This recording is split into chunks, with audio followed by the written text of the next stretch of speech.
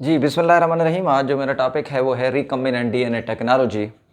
अच्छा देखें, जीन की क्लोनिंग की बात करें या डीएनए की क्लोनिंग की बात करें या रिकम्बिनेंट डीएनए टेक्नोलॉजी की बात करें, तो ये दोनों चीज़ें हम देखते हैं जेनेटिक इंजीनियरिंग में। देखिए, जेनेटिक इंजीनियरिंग क्या होता है कि जीन को जब हम अपने फ़ायदे के लिए इस्तेमाल करेंगे तो that is called the genetic engineering. अब रिकम्बिनेंट डीएनए टेक्नोलॉजी क्या है? देखें, ऐसा डीएनए जिसके अंदर दो मुख्तलिफ किस्म के सोर्सेज के डीएनए मौजूद हों, यानी उनके अंदर दो ऐसा डीएनए जिसमें दो ऑर्गेनिज्म के डीएनए शामिल हो जाएं, तो अब ये डीएनए कहलाता है रिकम्बिनेंट डीएनए। और ऐसा तरीकाकार, ऐसी टेक्नोलॉजी जिसके ज़रिए हम ये रिकम्बिनेंट डीएनए हासिल करेंगे, this technique is called recombinant DNA technology. अच्छा, इसमें हम देखें टूल कौन से इस्तेमाल करेंगे, कौन से यहाँ हम टूल इस्तेमाल करेंगे, तो डिफरेंट टाइप के यहाँ टूल इस्तेमाल किए जा रहे हैं। उनमें से कुछ मैकेनिकल हैं, जी बायोलॉजिकल हैं, जी मैकेनिकल हैं, बायोलॉजिकल हैं और इलेक्ट्रिकल हैं एंड इलेक्ट्रिकल। जी, जो टूल इस्तेमाल किए जा रहे हैं मैकेनिकल हैं, बायोलॉजिकल हैं, इलेक्ट्रिकल हैं, लेकिन इनमें सबसे अहम जो टूल हैं वो हैं बायोलॉजिकल टूल्स। मिसाल के तौर पे अगर मैं इंजाइम के हवाले से बात करूं, इसी तरह डीएनए के सेगमेंट के हवाले से बात करूं, तो ये सारे बायोलॉजिकल टूल्स में आते हैं। अब जो टूल्स हैं उनमें मैं अगर बायोलॉजिकल टूल्स को थोड़ी बात कर लूं, तो उनमें पहली बात होगी कि जी रिकम्बिनेंट डीएनए। जी, ऐसा डीएनए जिसके अंदर दो मुख्तलिफ किस्म के सोर्स के डीएनए मौजूद होंगे उसे कहते हैं रिकम्बिनेंट डीएनए। दूसरी बात होगी जनाब सोर्स ऑफ डीएनए, कि हमने जो डीएनए कहीं किसी ऑर्गेनिज्म के अंदर डालना है, उस डीएनए का सोर्स कौन है, कहाँ से हम वो जीन लेंगे। हम पहले जीन ऑफ इंटरेस्ट तय करते हैं कि हमने कौन से करैक्टर इंट्रोड्यूस करवाने हैं, तो जिस ऑर्गेनिज्म से हम हासिल करेंगे वो हमारे पास सोर्स ऑफ डीएनए होगा। इसके अलावा होस्ट, जी डीएनए,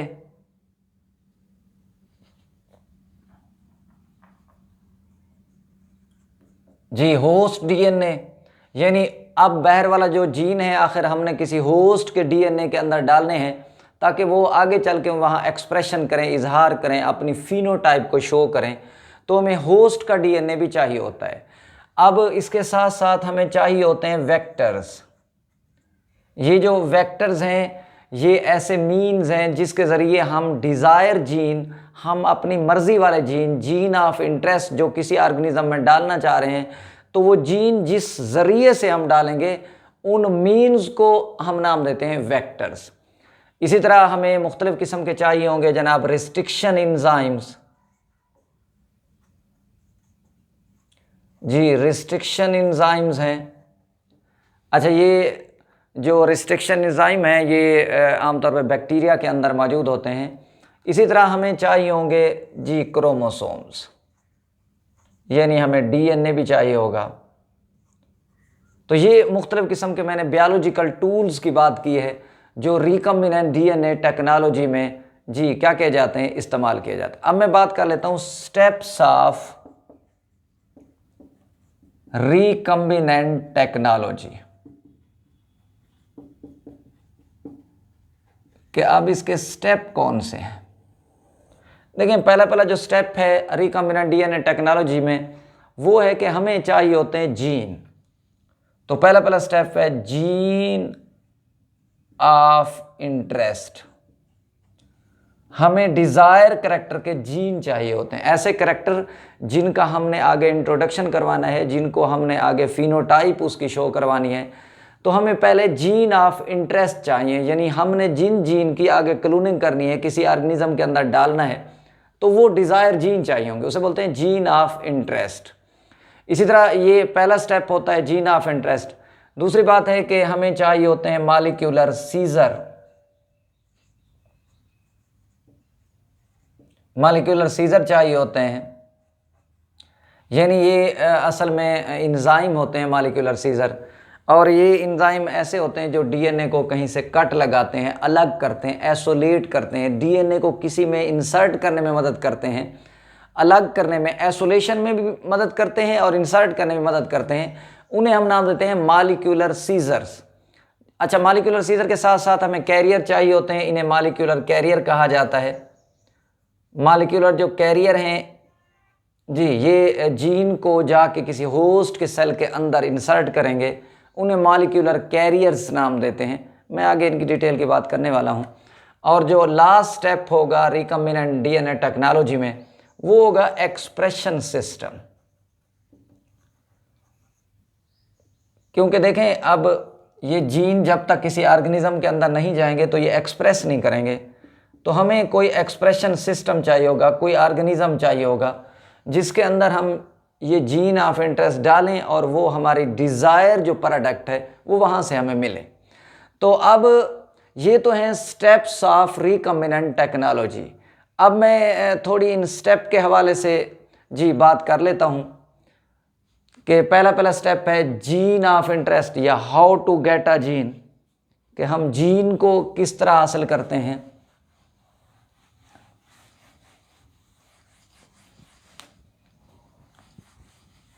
जी, पहले हमें कोई ऑर्गेनिज्म सेलेक्ट करना पड़ता है जिसके अंदर वो जीन मौजूद होते हैं, फिर हमने उस जीन की करनी होती है आइसोलेशन। जी, जो पहला स्टेप है how to get a gene, कि हमने जीन को किस तरह हासिल करना है, जीन को कैसे हासिल करें। देखिए, जीन को हासिल करने के लिए मुख्तलिफ तरीके आजमाए गए हैं। पहला तरीका है फ्रॉम द क्रोमोसोम, कि हम ये जीन क्रोमोसोम से भी अलग कर सकते हैं, क्योंकि लाजिम बात है क्रोमोसोम के अंदर डीएनए होता है और डीएनए के जो सेगमेंट्स हैं वही जीन्स होते हैं। लेकिन हम क्रोमोसोम की फ्लैंकिंग साइट से, जी फ्लैंकिंग साइट से हम इन जीन की आइसोलेशन करते हैं। अब देखें, ये फ्लैंकिंग साइट क्या होती हैं। देखिए, पहले मैं डिस्कस कर चुका हूं कि ये फ़र्ज़ करें एक डीएनए है, यहाँ कोडिंग जीन होंगे, कोडिंग जीन है, ये कोडिंग साइट कह लो, यहाँ मौजूद है, कोडिंग साइट कह लो, क्योंकि इनके अंदर जितने सेगमेंट हैं आगे ये जी मैसेंजर आरएनए बनाएंगे, फिर उनसे आगे अमाइनो एसिड अरेंज होकर प्रोटीन बन जाएंगे। और कोडिंग से पहले जो जगह होती हैं उन्हें कहते हैं जी प्रमोटर। तो ये प्रमोटर हैं, और उनसे पहले आपने पढ़ा हुआ है कि ये जो कोडिंग साइट है उसकी लेफ़्ट वाली साइड जो है ये अपस्ट्रीम होती है, और जो डाउन वाली ये वाली राइट वाली साइड है ये डाउन स्ट्रीम है। ये डाउन स्ट्रीम है और ये अपस्ट्रीम है। ये 5 एंड की तरफ होगा, ये 3 एंड की तरफ, 3 प्राइम की तरफ होगा। तो देखें, ये कोडिंग स्ट्रैंड के जो अपस्ट्रीम है उनके साथ जो है प्रमोटर मौजूद होते हैं। प्रमोटर के आगे इन्हांसर होते हैं, रीजन, इन्हांसर रीजन होते हैं। तो जब हमने कोई जीन अलग करना होता है तो देखें, कोडिंग साइट के साथ साथ हमें ये प्रमोटर भी चाहिए होता है, हमें इन्हांसर भी चाहिए होता है, इनसे कंप्लीट जीन बनता है।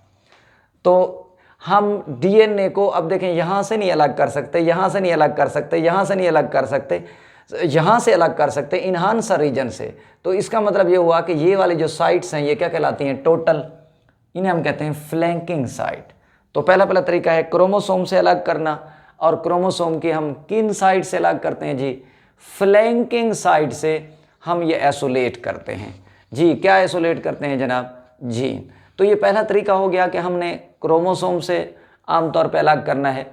अच्छा, दूसरा तरीका है केमिकल सिंथेसिस। देखें, अगर जीन का साइज कम है, मतलब बेसिस की तादाद उसमें जी कम है, यानी स्मॉल साइज का जीन है,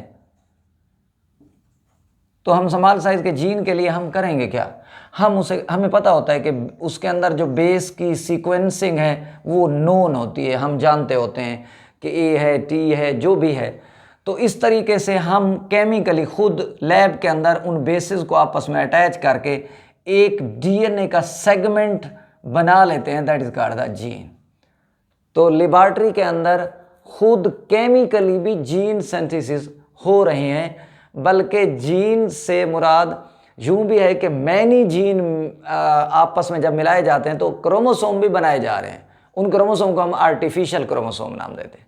तो पहला तरीका था क्रोमोसोम की फ्लैंकिंग साइड से जीन को अलग करना। दूसरा तरीका था जी बेटा कि केमिकल सिंथेसिस के ज़रिए हमने जी जीन को हासिल करना है। तीसरा तरीका होता है फ्रॉम मैसेंजर आरएनए। देखिए मैसेंजर आरएनए से जीन लेना कैसे लेंगे? देखें अगर फ़र्ज़ करें कि हमने इंसुलिन वाले जीन निकालने थे, अब पहले ये बात थी कि हम क्रोमोसोम में पहले आइडेंटिफाई करते कि किस क्रोमोसोम पर हैं, फिर वहाँ से लेते, तो मुश्किल प्रोसेस था। तो होता क्या है कि फ़र्ज़ करें कि जो सेल ज़्यादा इंसुलिन बना लें, यानी पेंक्रियाज के सेल हैं, तो हमें पता है कि ये इंसुलिन कैसे बना रहे होंगे कि उनका मैसेंजर आरएनए साइटोप्लाज्म के अंदर मौजूद होगा। हम क्या करते हैं, हम उस इंसुलिन के जीन वाले का मैसेंजर आरएनए सेल से चुरा लेते हैं। जब चुरा लेंगे ये मैसेंजर आरएनए, अब उसके साथ एंजाइम अप्लाई करेंगे रिवर्स ट्रांसक्रिप्टेज। आप जानते हैं कि ये रिवर्स ट्रांसक्रिप्टेज ऐसा एंजाइम है जो रिवर्स ट्रांसक्रिप्शन करेगा, यानी आरएनए से क्या बना देगा, डीएनए के स्टैंड। तो इसी तरह डीएनए पूरा कंप्लीट हो जाएगा, मतलब हमारे पास जीन आ जाएंगे। और ये जो आम तौर पे डीएनए है that is called the complementary DNA, क्योंकि इसमें कंप्लीमेंट्री बेसेस ऐड होती हैं, तो that is called the cDNA, complementary DNA. तो कंप्लीमेंट्री डीएनए कहाँ से हासिल किया जाता है, मैसेंजर आरएनए से, as a result of reverse transcription. और रिवर्स ट्रांसक्रिप्शन में जो एंजाइम हिस्सा लेंगे वो वायरस का एंजाइम होगा, उसे नाम देते हैं रिवर्स ट्रांसक्रिप्टेज। तो तीसरा तरीका जीन का हासिल करने का फ्रॉम द मैसेंजर आरएनए। अच्छा, अब जो चौथा तरीका है कि हम जीन को कैसे हासिल करेंगे, वो है सोनिफिकेशन। देखिए सोनिफिकेशन में ये होता है कि हम डीएनए का कोई पार्ट ले लेते हैं, फिर उनको ख़ास किस्म के ब्लेंडर के अंदर हम डाल देते हैं, और ब्लेंडर जो है उन्हें हाई स्पीड पे ब्लेंड करती है। जब ज़्यादा स्पीड पे उनकी स्टीयरिंग होगी, घुमाया जाएगा, तो डीएनए जो बड़े पीसेस पर मुश्तमिल था अब छोटे छोटे पीसेस में डिवाइड हो जाएगा। तो इसी तरह हमें डिज़ायर जीन हासिल हो जाते हैं by the process of sonification, यानी इसमें स्टीयरिंग की जाती है, बहुत ज़्यादा ब्लेंडिंग की जाती है डीएनए को डालकर ब्लेंडर के अंदर, और जब हाई स्पीड पे उसकी ब्लेंडिंग करेंगे तो डीएनए छोटे छोटे पीसेस में डिवाइड हो जाता है। तो इस तरीके से हमारे पास जीन आमतौर पे हासिल हो जाते हैं, और ऐसे मेथड को, तरीकाकार को जी नाम देते हैं सोनिफिकेशन। तो चार मैंने मेथड बात की जिनके ज़रिए हम जीन हासिल करते हैं। क्रोमोसोम है, केमिकल सिंथेसिस है, मैसेंजर आरएनए है, और सोनिफिकेशन है। अच्छा देखें भाई, दूसरा यहाँ जो स्टेप है, पहला स्टेप तो हमारा हो गया कि हमने जीन हासिल कर लिए। दूसरा जो हमारा स्टेप है वो है मॉलिक्यूलर सीजर, कि जो एंजाइम हैं जिनके ज़रिए हम जीन को आइसोलेट भी करते हैं और जीन को कहीं इंसर्ट भी करते हैं। और ये बात जहन में रहे कि जिस जीन से, जिस एंजाइम से हम जीन हासिल करते हैं, उसी एंजाइम को हम इंसर्ट भी करवाते हैं। वजह कि एक एंजाइम ख़ास सीक्वेंस से डीएनए को काटता है, तो आगे वही डीएनए का पीस जिस ऑर्गेनिज्म के डीएनए में डालेंगे, उस डीएनए को भी उसी एंजाइम से कट लगवाएंगे, क्योंकि वो उसी सेम सीक्वेंसेस से जाके काटेगा ताकि बेसिस कंप्लीमेंट्री रहें, अटैचमेंट ईजी हो। जी मैंने कहा कि जिस एंजाइम से हम जी जीन को आइसोलेट करते हैं, उसी एंजाइम की मदद से हम डीएनए के अंदर कट लगवाते हैं, निक पैदा करते हैं, ताकि ये जीन सेम कंप्लीमेंट्री बेसिस के साथ जाके अटैच हो जाए। अच्छा भाई, ये जो एंजाइम है उन्हें नाम देते हैं रिस्ट्रिक्शन, ये मॉलिक्यूलर सीजर हैं, रिस्ट्रिक्शन एंडोन्यूक्लियेज। जी एंडोन्यूक्लियेज एंजाइम है, ये मॉलिक्यूलर सीजर हैं, काटने का काम करते हैं। ये नॉर्मली कहाँ पाए जाते हैं? बैक्टीरिया के अंदर मौजूद होते हैं। क्यों? ताकि बैक्टीरिया की प्रोटेक्शन की जाए अगेंस्ट द वायरल डीएनए, ताकि वायरल का डीएनए जो है वो जूं ही बैक्टीरियम के अंदर दाखिल हो तो ये एंजाइम जो है उसे तोड़ फोड़ कर देते हैं, ख़ास सीक्वेंसेस से उसे कट लगा देते हैं ताकि वो डीएनए इनएक्टिव हो जाए।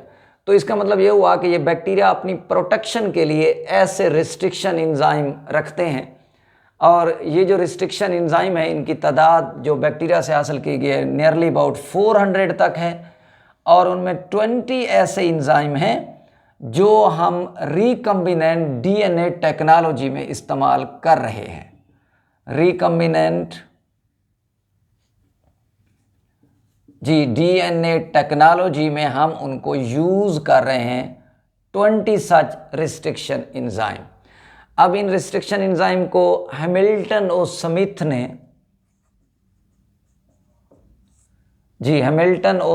ने जी आइसोलेट किया था, और उसे इस पर नोबेल प्राइज़ भी मिला था। 1970 में जाके उसने ये आइसोलेट किया था। अच्छा भाई, अब सवाल ये पैदा होता है कि ये रिस्ट्रिक्शन एंजाइम कैसे काटते हैं। देखिए, फ़र्ज़ करें कि ये एक डीएनए का मॉलिक्यूल है, जी डीएनए का मॉलिक्यूल है, जहां 4 और 6 न्यूक्लियोटाइड रिवर्स ऑर्डर में हूं। जी मैंने कहा 4 या 6 न्यूक्लियोटाइड रिवर्स ऑर्डर में हूं। देखें AT AT TA TA। अब देखिए इनका रिवर्स बना लें। जी यहाँ देखें इसका रिवर्स क्या बनेगा? TA और यहाँ AT तो ये देखिए ये 4 न्यूक्लियोटाइड का रिवर्स ऑर्डर है, और जहाँ ये इस किस्म का रिवर्स ऑर्डर मौजूद होता है, जहाँ भी मौजूद होगा ये रिवर्स ऑर्डर, तो वहाँ से जो एंडोन्यूक्लियेज हैं उन रिवर्स ऑर्डर से न्यूक्लियोटाइड को अलग कर लेते हैं। जी जब अलग कर लेंगे तो इसका मतलब है कि डीएनए के जो पीसेस हैं वो अलग हो जाते हैं। जी 4 या 6 न्यूक्लियोटाइड होती हैं, तो मैं 4 ही का रहने देता हूँ। ये 4 न्यूक्लियोटाइड की जगह उलट तरतीब है।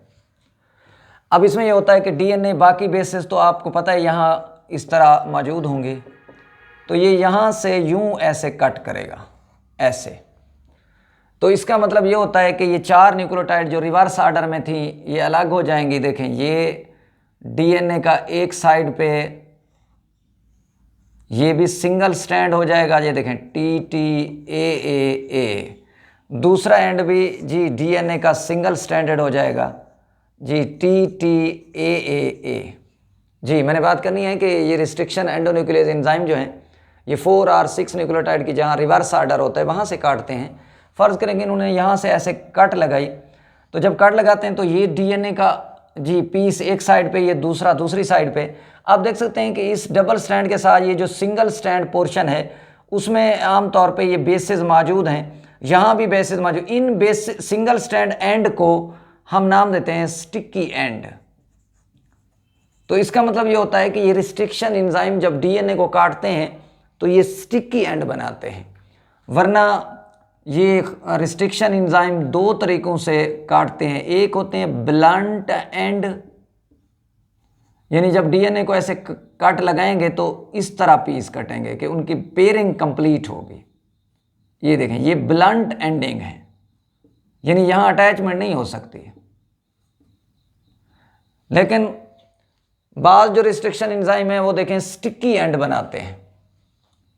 ये देखें इन्होंने स्टिकी एंड बनाए हैं, और ये स्टिकी एंड जो है ये मैंने कहा सिंगल स्ट्रैंडेड होते हैं, इसलिए दरमियान में देखें जीन जितना हम यहाँ डाल लेंगे उसके एंड पे ये सीक्वेंस दें। ए के सामने टी दे देंगे, ए के सामने टी, टी के सामने ए, टी के सामने ए, इधर भी इसी तरह कंप्लीमेंट्री। तो ये डीएनए का पीस जो है ये अटैच हो जाएगा। तो ये स्टिकी एंड जीन की इंसर्शन को प्रोसेस को फैसिलिटेट करते हैं, आसान बनाते हैं, क्योंकि जो एंडोन्यूक्लियस हैं ये डीएनए को अंदर से काटते हैं, एक्सो नहीं है, बाहर से नहीं काटते, अंदर से काटते हैं, ये एंडोन्यूक्लियस हैं।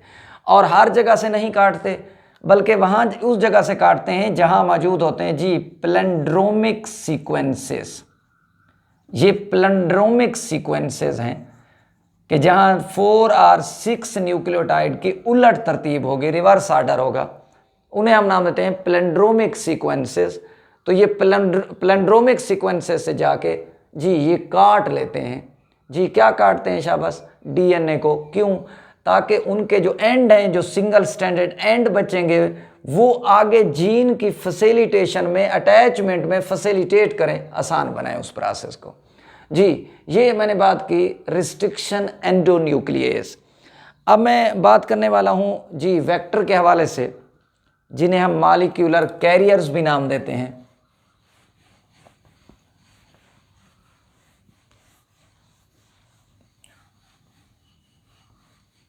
जी मॉलिक्यूलर कैरियर्स, या मैं इन्हें वेक्टर्स कहूँ।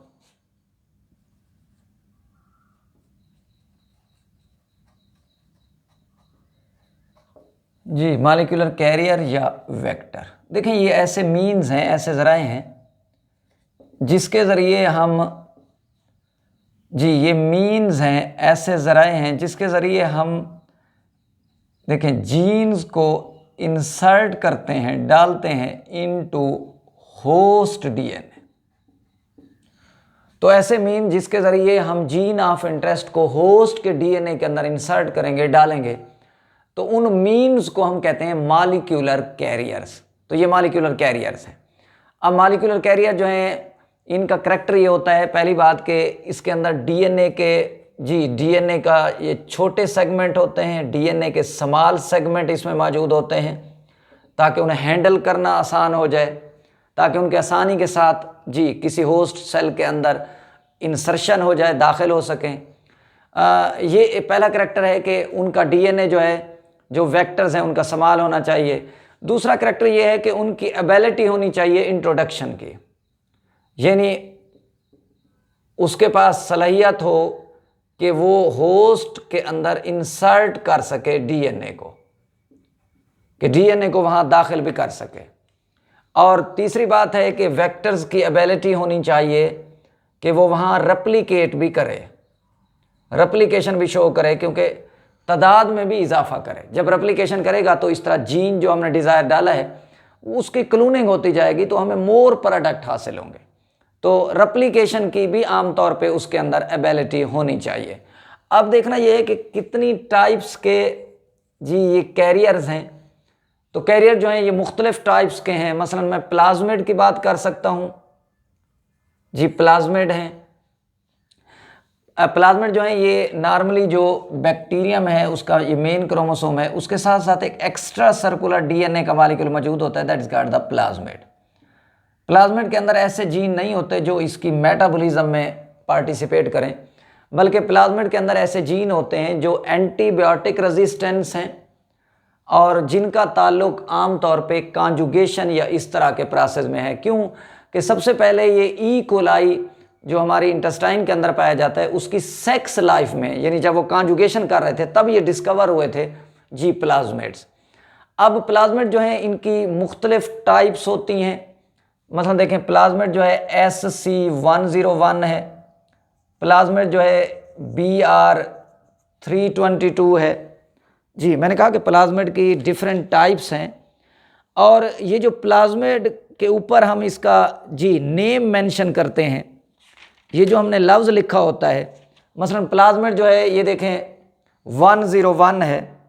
अब P से मुराद तो प्लाज्मिड है, और ये जी P से मुराद यहाँ क्या होगा, प्लाज्मिड, प्लाज्मिड है। और S से मुराद साइंटिस्ट है कि जिसने उन्हें देखा था, स्टेनले है जी, स्टेनले साइंटिस्ट है। और C से मुराद कोहिन है, ये भी साइंटिस्ट का नाम है, कोहिन। और ये जो 101 है ये उसका ऑर्डर ऑफ जी आर्डर ऑफ डिस्कवरी है, आर्डर ऑफ इन्वेस्टिगेशन है कि कब ये डिस्कवर हुआ था, ये उसका आर्डर है, तरतीब है।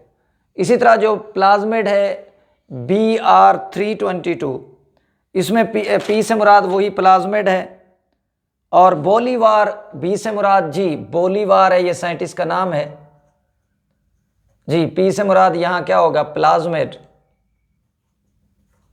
और बी से मुराद क्या होगा, शाबाश जी बोलीवार है, और रेड्रिजेंस नाम है, आर से मुराद रेड्रिजन, ये आर है। तो ये साइंटिस्ट के नाम पे हैं, ये उनकी तरतीब होगी कि कब इससे देखा गया, कब ये आमतौर पे सेल के अंदर इन्वेस्टिगेट हुआ। अच्छा, ये प्लाज्मिड जो पहले वाला है, प्लाज्मिड SC101, ये रेजिस्टेंस रखता है अगेंस्ट द टेट्रासाइक्लिन। जो टेट्रासाइक्लिन एंटीबायोटिक है, ऐसे बैक्टीरिया जिनके अंदर ये प्लाज्मिड होगा उन पर कोई इफेक्ट नहीं होगा, वो रेजिस्टेंस रखेंगे। और जिनके अंदर प्लाज्मिड BR322 होगा, ये रेजिस्टेंस रखेंगे टेट्रासाइक्लिन जी एज वेल एज एम्पिसिलिन। तो ये दो एंटीबायोटिक के खिलाफ रेजिस्टेंस रखेंगे। अगर किसी बैक्टीरियम के अंदर जिसमें इस तरह के प्लाज्मिड नहीं है, तो हम ये प्लाज्मिड BR322 डाल देंगे या उसके जीन डाल देंगे, तो वो रेजिस्टेंस रखेगा टेट्रासाइक्लिन के खिलाफ भी जी, एम्पिसिलिन के खिलाफ भी रेजिस्टेंस रखेगा। अच्छा, ये तो मैंने बात कर ली प्लाज्मिड। प्लाज्मिड को इसी तरह हम रिकम्बिनेंट DNA टेक्नोलॉजी में इस्तेमाल करते हैं एज ए वेक्टर। इसको प्लाज्मिड को देखें बाहर निकाल लेंगे, उसी तरह रिस्ट्रिक्शन इंजाइम से कट लगवाते हैं। अच्छा, एक सवाल ये पैदा होता है कि ये रिस्ट्रिक्शन इंजाइम तो बैक्टीरिया के अंदर मौजूद हैं, क्या ये अपने DNA या अपने क्रोमोसोम को क्यों नहीं काटते? क्योंकि जब इनका अपना क्रोमोसोम है, जहाँ उनकी ये प्लेंड्रोमिक सीक्वेंसेज होती हैं, वहाँ मिथाइल ग्रुप अटैच हो जाता है CH3, यानी वो मैथिलेटेड DNA कहलाता है। तो इसी वजह से वो अपनी जो प्लेंड्रोमिक सीक्वेंसेज हैं वो महफूज रहती हैं बैक्टीरिया की अपने इंजाइम से। इसलिए इनके अपने इंजाइम सेल के अंदर रह जाने वाले DNA को कट नहीं लगाते, वहाँ इसको नहीं काटते जी। ये मैंने बात की है जी, सोर्स वेक्टर कौन सा है, प्लाज्मिड। अच्छा भाई, इसी तरह प्लाज्मिड के साथ साथ जी बैक्टीरियोफेज DNA है। देखें, जो बैक्टीरियोफेज DNA है, ख़ासतौर पर अगर हम लैम्डा फेज के हवाले से बात करें, ये भी आम तौर पे क्या करता है कि जीन की क्लोनिंग में या जीन की इंसर्शन में हेल्प किया जाता है। कैसे कि जब हम देखें, हमें पता है कि इस वायरस के अंदर एक सिंगल DNA का मॉलिक्यूल होगा, हम उसके अंदर डिज़ायर जीन यहाँ लगा देंगे। अब यही बैक्टीरियोफेज जब किसी बैक्टीरियम पे अटैक करेगा और वहाँ अपनी तादाद में इजाफा करेगा, तो इसी तरह हमारे पास डिज़ायर जीन की तादाद में भी इजाफा होता जाएगा। यानी इसका मतलब है कि हमारे जीन की क्लोनिंग होती जाएगी और हमें मल्टीपल कॉपीज़ ऑफ जीन हासिल होती हैं। अच्छा, इसके अलावा वेक्टर जो हैं वो एनिमल एंड प्लांट वायरसेस भी हैं, यानी मुख्तलिफ किस्म के एनिमल पे और जो प्लांट वायरसेस, मसलन मैं बात करूं टोबैको मोज़ेक वायरस है, ठीक है, या दूसरे रीट्रो वायरसेस हैं, एनिमल वाले RNA वाले रीट्रो वायरसेस हैं, तो इनको आम तौर पे इस्तेमाल किया जा रहा होता है जी एज ए वेक्टर्स, कि इनके ज़रिए भी जीन हम होस्ट के अंदर इंसर्ट करवाते हैं। अच्छा, इसी तरह जो आर्टिफिशियल DNA है, उसके ज़रिए भी हम सहारा लेते हैं। Artificial DNA of bacteria, artificial DNA of या क्रोमोसोम आप कह लो यीस्ट, तो इनके भी जो क्रोमोसोम है जो आर्टिफिशियल बनाते हैं, वो भी हमारे पास जी क्या हैं, सोर्स ऑफ वेक्टर हैं, उनके ज़रिए भी हम जीन को इंसर्ट करवा सकते हैं। अच्छा, एक कॉस्मेड्स हैं, इन्हें भी इस्तेमाल किया जा रहा होता है जी बतौर वेक्टर के तौर पर। कॉस्मेड जो हैं ये हाइब्रिड मॉलिक्यूल्स हैं, यानी इनके अंदर 2 सोर्स का DNA मौजूद होता है, ये हाइब्रिड हैं और इसके अंदर ख़ास सिस जीन होते हैं और ये जो आमतौर पे सिस जीन है कॉस्मेट्स के अंदर, ये हेल्प करते हैं होस्ट के अंदर जीन के इंसर्शन में। इसी तरह हमारे पास फेजमेड्स हैं, ये भी वेक्टर के तौर पे इस्तेमाल किए जाते हैं। ये फेजमेड जो हैं ये आर्टिफिशियली प्लाज्मेड हैं, यानी इन हम फेज डीएनए और बैक्टीरियम के डीएनए मिला के जो बनाते हैं मॉलिक्यूल, उसे नाम देते हैं फेजमेड्स। तो ये भी जीन के इंसर्शन में हेल्प करते हैं, मदद करते हैं। ये तो मैंने बात कर ली मॉलिक्यूलर कैरियर के हवाले से। अब देखें, जब जीन किसी ऑर्गेनिज्म के अंदर पहुंच जाते हैं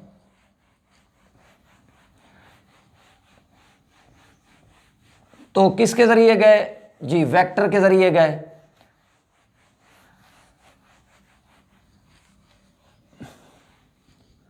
उससे पहले मैं बात कर लेता हूं रिकम्बिनेंट डीएनए की। देखें रिकम्बिनेंट डीएनए बनता कैसे? देखें, फर्ज करें कि ये इंसान का एक सेल है, उसमें हमने इंसुलिन वाला जीन निकाल लिया है। ये बैक्टीरियम है, उसका हमने ये प्लाज्मिड था, प्लाज्मिड बाहर निकाल लिया। अब देखें प्लाज्मिड को एंजाइम की मदद से कट लगवाएंगे तो यहाँ स्टिकी एंड प्रोड्यूस हो जाएंगे। अब ये ह्यूमन क्रोमोसोम था, क्रोमोसोम से भी हम उसी एंजाइम के ज़रिए यहाँ से हमने एक इंसुलिन वाला फ़र्ज़ करें कि हमने पीस अलग कर लिया। अब इसको इंसर्ट करवाएंगे वेक्टर के ज़रिए यहाँ पे। तो अब ये जो प्लाज्मिड है बैक्टीरियम का, ये है रिकम्बिनेंट डीएनए, और डीएनए लाइगेज जो है इनके एस्टर लिंक के डेवलप करेगा, इनको सील कर देगा। तो सील के लिए हम डीएनए लाइगेज को इस्तेमाल करते हैं। तो ऐसा डीएनए जिसके अंदर अब दो सोर्स के डीएनए, एक बैक्टीरियम का है, एक हमने डिजायर करैक्टर वाला डाला हुआ है, तो ये कहलाता है रिकम्बिनेंट डीएनए। अब रिकम्बिनेंट डीएनए जो हमारे पास बन गया है, अब इसका हमने कराना है एक्सप्रेशन। तो नेक्स्ट स्टेप हमारा एक्सप्रेशन सिस्टम होगा। अब देखें जो एक्सप्रेशन सिस्टम है, ये फर्ज करें कि ये एक बैक्टीरियम है, हमने इसके अंदर ये प्लाज्मिड है जिसके अंदर डिजायर जीन है, हमने डालना है। तो देखो ये जो बैक्टीरियम की सेल वाल है ये इन प्लाज्मिड के लिए परमिएबल नहीं होती, तो हम कैल्शियम क्लोराइड का सहारा लेते हैं। तो कैल्शियम क्लोराइड सोल्यूशन के अंदर ये बैक्टीरिया हम डाल देते हैं क्योंकि उनकी सेल वाल परमिएबल हो जाए फॉर प्लाज्मिड।